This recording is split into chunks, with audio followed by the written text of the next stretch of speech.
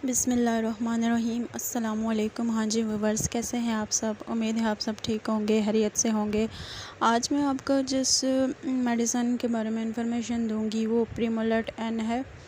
ठीक है, इसका यूज़ कैसे करना है और किस मकसद के लिए इसको यूज़ करना है, जानने के लिए वीडियो को एंड तक देखें।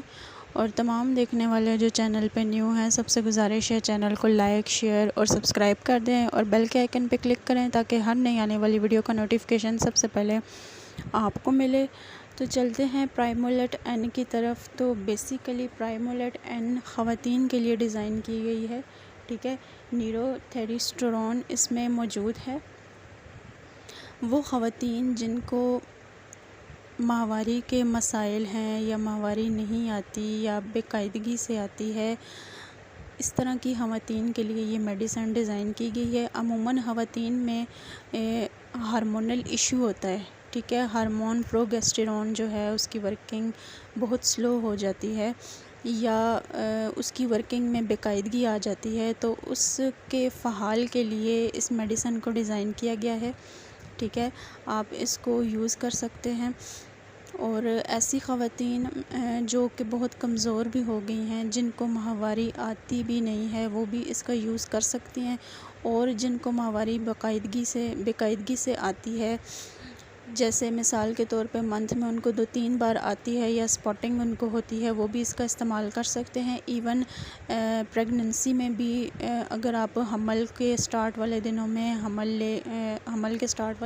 अगर हमल गिराना चाहते हैं तब भी आप इसका यूज़ कर सकते हैं, लेकिन जस्ट स्टार्ट्स वाले जो डेज़ होते हैं सिर्फ उनमें।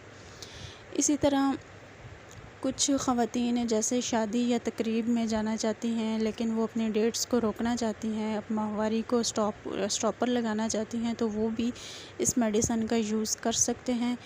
उम्रे और हज पे जाने वाली ख़वातीन भी इसी मेडिसिन का इस्तेमाल कर सकती हैं। और इसको लेने का तरीक़ाकार ये है कि आपने इसको तीनों टाइम यूज़ करना है बिला नागा।